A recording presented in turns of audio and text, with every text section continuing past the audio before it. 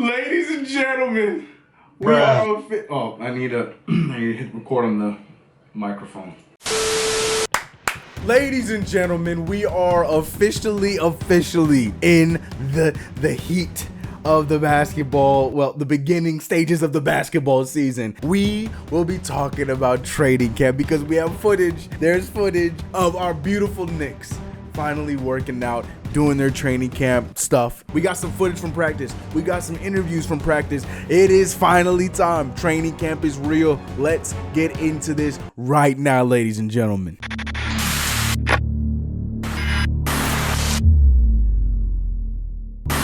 What's going on, CK Crew? It's your boy CK2K, and welcome back to another video. It's your boy CK. We're gonna talk about Knicks. Training camp is in. We are in the midst of training camp right as we speak.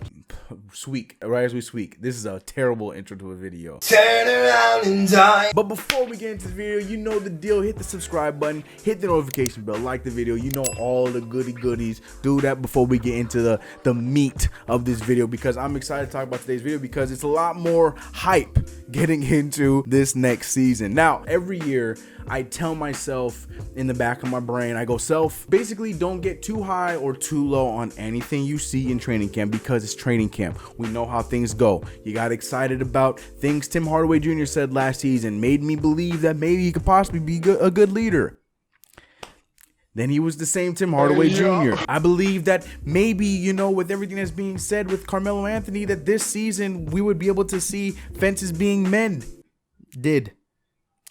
They weren't. Melo was out the end of that season. So the same thing goes with this season, especially with the fact that we have a completely new roster. It's still very open and up in the air on what's to come from this season. But I will admit, once again, I have bit, because I'm seeing what I want.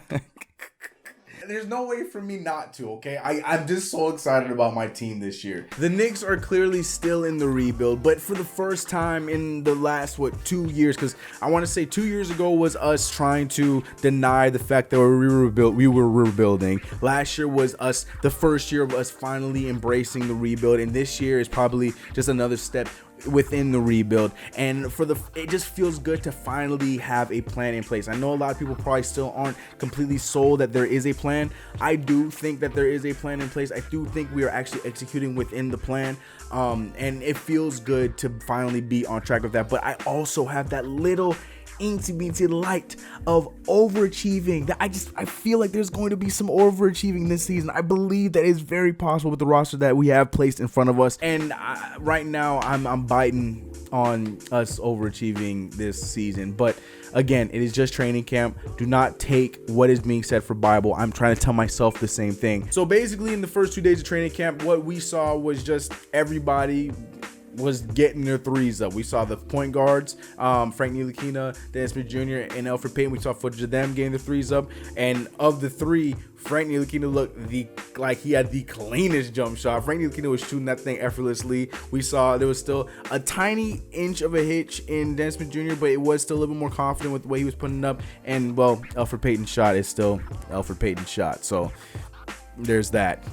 And then we also saw the bigs, well, not all the bigs, but the big three of our bigs, I guess is the way we could put it. It was Kevin Knox, Mitchell Robinson, and Julius Randle practicing their threes. We saw one clip over here while they were on the left side, the top left, shooting threes. And then we saw another clip of Julius Randle and Mitchell Robinson taking threes from the corner. Both of all these clips were of them after practice. So this is them staying, and that's why there wasn't many people in the gym afterwards. This is them staying afterwards to work on their shooting some more and with some extra time.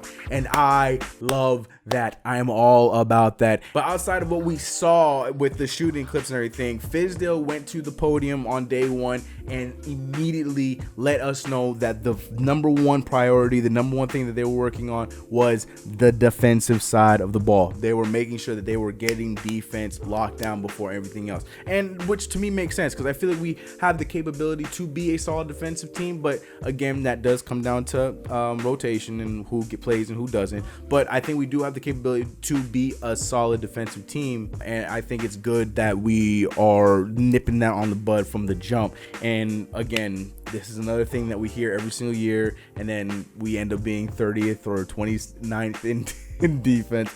But for right now, because we have a little bit more of I won't say well-rounded, but I would say a little bit more of a competitive roster, I believe it a little bit more this season. So let's jump into some of the press conferences from afterwards, from after practices on both day 1 and day 2. Day 1, we saw Fizz and we saw Mitch Robinson go to the mic and talk to the media for a little bit. And my favorite interview, hands down, goes to Mitch Robinson. Just the way he came in was hilarious to me. Yeah, come on, look at this thing, baby.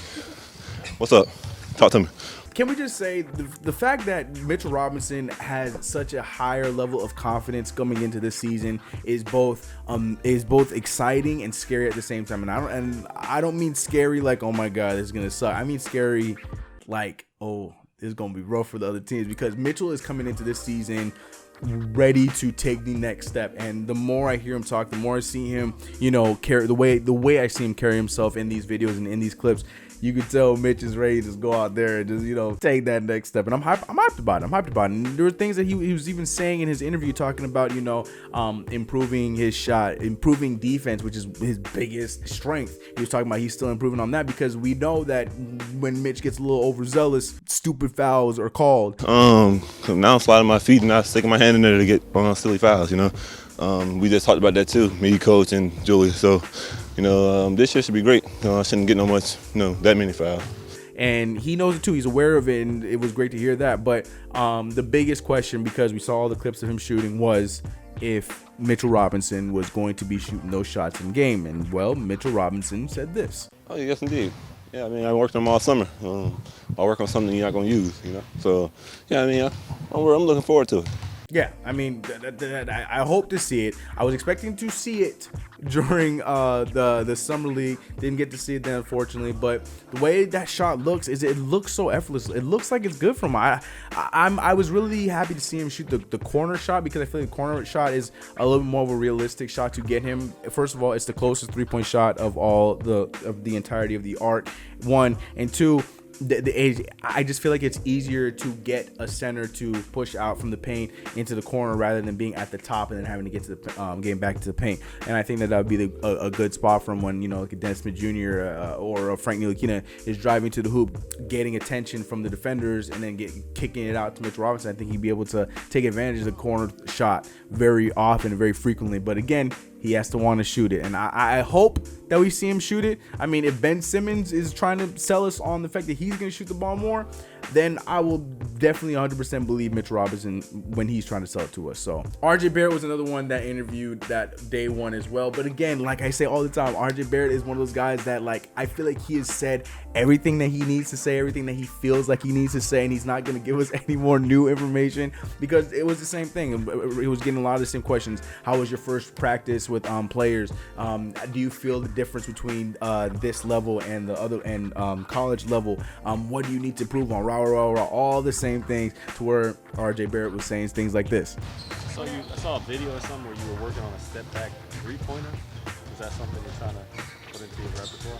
Hey, if that shot is there, I'm gonna take it. I love the kid. I love RJ Barrett. I'm so excited for him to be on our team. The way he handles the media he's a huge check mark on my in my eyes. And like he is saying, and like we're all saying, like at this point we just want to see him play against NBA talent at this point, because we saw what he could be and what he hopefully will be towards the end of his summer league, but we also saw what he possibly could be to begin the season also in the summer league. So at this point, it's like, let's just see the kid go out there and play. He's ready to play. His mindset is just on becoming a better version of himself each and every day, and I love that. Fizdale even went in on talking about that he's going to continue to challenge the kid. He's going to continue to give him more challenges, because RJ Barrett, from what we see and from what Coach is even seeing, is a kind of guy that can take it and wants it. RJ Barrett has said that he wants it. Another thing too is what I loved. Another thing I loved, and I didn't get to mention this in the last video, is he did have an interview with the radio station talking about when he got to speak to Spike Lee, and this is what he said. I was able to talk to Spike Lee, and he just told me to just try to block out the noise, and I was able to talk to a lot of people. They just told me to just have a strong support system and just block everything out and just be RJ. And I love all that. I love all of it. And that's the biggest thing. It's like, do not let the pressures take over. you know, what you're trying to do. And Kevin Knox, RJ Barrett doesn't seem like the kind of guy where he feels pressure. He feels like, you know, this is what he wants to do. He's ready for it. And his basketball is a game. And I love that mindset. So now we move over to day 2. And we got to see Dennis Smith Jr. We got to see Frank Ntilikina. We got to see Coach Fizz again. And I called day 2 of training camp the day of the Frank, because everything just seemed to be about Frank Ntilikina and for the good. And I'm loving this because Frank Ntilikina was getting a small bit of buzz after his performance in the World Cup. And unfortunately, like I even said in the last video, we didn't get to hear him talk during media days, but we did get to see him talk for the first time with the press, well, after practice on day 2. First of all, just a feeling to be back on the court playing basketball. And on that stage, it's the World Cup with the French national team against the best nation in the world. And this experience being successful for us, it was great for me, for us, and he helped me a lot. But even Coach Fizz was being asked about him, you know, DSJ was being asked about him, and everyone's really interested and very curious to see how Frank Ntilikina is going to be used and produce in this next coming season. And look, man, I feel confident about the kid. Now, I've been coming in very vocal that I would start Elfrid Payton over Dennis Smith Jr., but now, and I can happily say this, and we'll see when preseason starts for us on Monday, I can happily say that I don't feel like there might be that much of a drop-off in minutes when it comes to the 3-point guards. I think Frank Ntilikina stands a chance to get some solid minutes at the 1 and, of course, at the other 2 positions, 2 and 3, throughout the season. I'm starting to feel a little bit more confident about that, but again, we'll see how that works in the preseason. But hearing Fizz, the things that Fizz had to say about Frank Ntilikina, it made me pretty excited. Now, again, like I said, not to be too high, not to be too low, but at the same time, last year we could barely get Fizz to say a full sentence about Frank Ntilikina. Now, nonetheless, this year he's saying a whole interview about Frank Ntilikina, from talking about, you know, having an instant conversation with Frank Ntilikina as soon as the season ended last year, to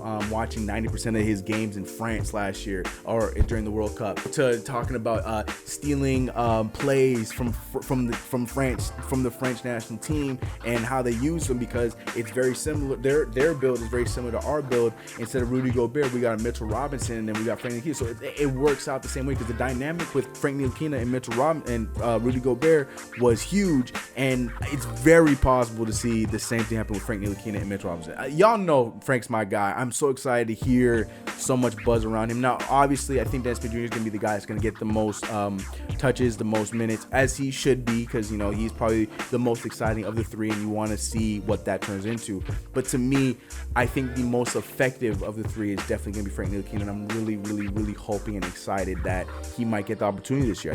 I think it's actually going to happen. I really believe it. Again, not to be too high or too low, but I'm selling very high on this one because I feel good. I feel good about it. But before we even move on, we know Frank to be a calm, nice, easygoing, laid-back guy. Frank Ntilikina gave the best answer of the day, in my opinion, when he was asked the question about how he felt going into USA and how he felt about guarding Kemba Walker. And Frank Ntilikina nicely, this is basically what he said. He pretty much said that Kemba Walker's easy work. I've locked him up on many occasions. I was not scared to guard him, but Frank instead said this. I think respect to the game plan.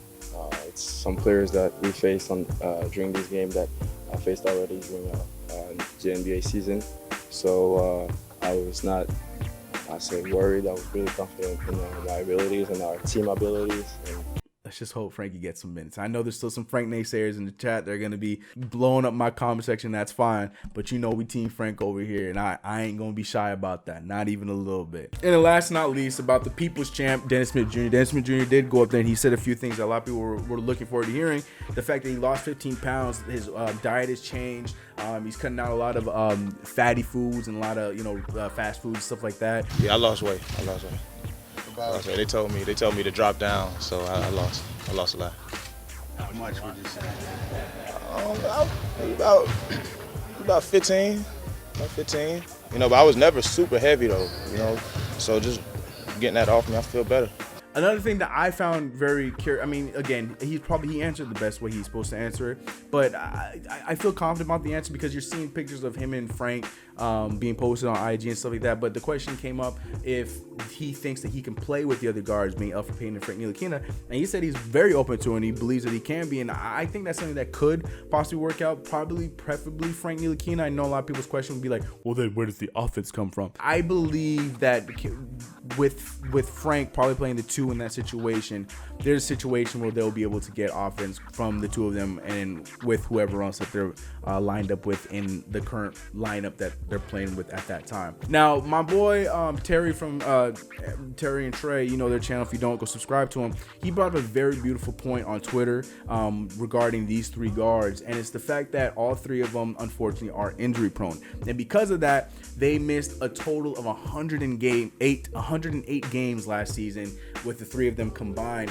So there's going to be minutes played for each and every one of those point guards at some point this season. Now, barring that we hopefully don't have many injuries, there's, you know, history is telling us that we most likely will get some sort of injury this year.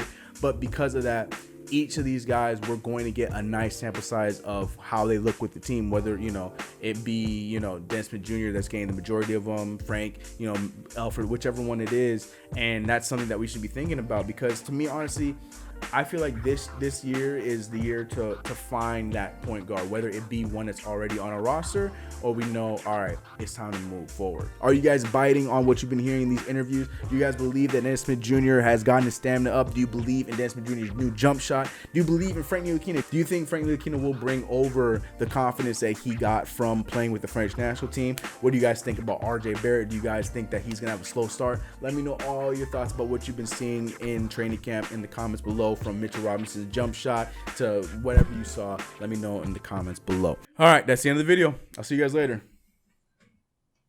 No, it's not. No, I'm not. But it is time for the comments of the video. I'll do my comments of the video voice for that. But yes, comments of the video are back because I've been waiting to have a lot of new comments about what's been going on with Media Day and all that stuff. So now we'll be bringing you guys 3 new comments of the video here with my new phone, guys. The boy has crossed over to the Samsung Life and I am loving it. S10 Plus Life, baby. All right, so Ari Munoz dropped this comment. I was a little confused by it, so I'm gonna read it out loud, and hopefully, Ari, if you're in the comment section, please help me with this one. But he said, like this video, ... My friend, you are not supposed to give these energy vampires a complete answer. In some cases, the media uses everything you say against you and then twist it and flip it around just to instigate and start a narrative. Coaches and players must keep their answers as short as possible, period. So I got, the reason why I'm confused is I don't know if you're talking to me or if you're talking to the players, because I did say that RJ Barrett kept his answers short. Kevin Knox kept his answers short. Okay, and this comment irritates the hell out of me. So he said, soon as the Knicks get rid of Fizdale and get a basketball brain coach, they will win.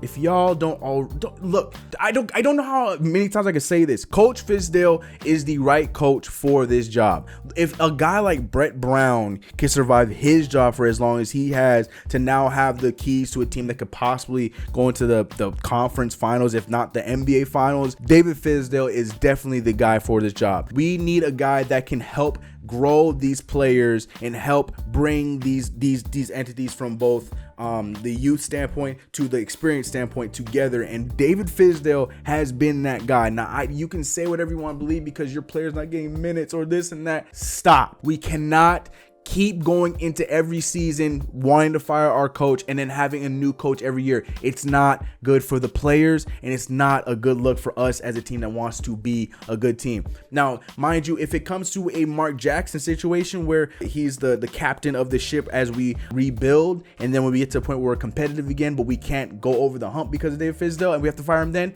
fine. That is a situation I understand. But in a rebuild situation, when we have a coach that the players clearly love, the fans clearly love, the front office clearly loves, and he's doing the right things, getting the best results. He just got Emmanuel Mudiay paid. He got Mario Hezonja paid. He's getting players paid. He's getting players in the right positions. But he got guys like Kevin Knox, rookie of the year or rookie of the month, because he's playing all these. I need my Fizdale command, fire Fizdale people to calm the hell down, back up. We need to get out of the mindset of we need a new coach, fire the coach, fire the coach. No. Fizdale is going to be the right guy for us in this rebuild. So sit back and let things happen. Now, if we lose more games than we did last year, which I find very highly impossible, then we'll talk. And the last comment comes from Nelson Aviles. I hope I said it right. What is the name of the song at the end of the video and artist? Fire. Yes, it is. I've been seeing these comments everywhere and I'm loving it. Shout out to my homie. That is one of my homies from high school, one of my best friends. We don't talk as much as we used to, but that's still one of my brothers. His name is VSuite. This is him right here. He has a YouTube channel. He's on Spotify. He's everywhere. I drop in every single one of his videos since he's been my outro. I dropped the SoundCloud link in the description below. You can go find the song, listen to it yourself. It's in the description below. The outro song is fire. I love the song to death. Shout out to him. Go show him some love. Go let him know that your boys, that CK, sent you over. Go to his channel, subscribe, let him know what's up. That's my guy. Much love to him. Much love to you guys for supporting the cause. Now it's been your boy CK. I'm gonna end it right there. Training camp is wrapping up. Next time I see you guys, we'll be coast to coast. That's right, coast to coast is back. This Sunday will be the first episode of season 2 of Coast to Coast with myself and my co-host Brandon B War, aka Wars World. We're back with season 2 of Coast to Coast, and we have a lot to talk about, being that this is the first week of training camp. We had media days, all that fun stuff. So be there on Sunday. You guys will see the thing. If you already hit the bell, you will see the notification that we will have our podcast on Sunday as always. And if you miss it on Sunday, it will still be up so you can watch later, or it will be available on any podcast, whatever you use for a podcast on your phone. Audio only version will be there for you guys to use. All right, much love to you guys, man. You guys know the deal. If you haven't already, hit that subscribe button. Please hit the bell so you can see when Coast to Coast pops up and when the next one of these videos comes up. Your boy's back on the uploading grind. I miss this. I miss basketball season. I miss talking to y'all. I'm currently answering most, if not all, the majority of the comments from the last 2 videos right now. So if I haven't answered yours yet, I'm on my way. I'm answering it right now. It's been your boy CK. I'm gonna catch you guys in the next video. You guys know what it is. Let's get it. I'm gonna catch y'all later. Peace. Let's go. Feeling like I won the lotto. Always taking trips with a new chick, asking where the time goes. And I wonder if this is all I'll know. 'Cause like my old man, I'm a rolling stone.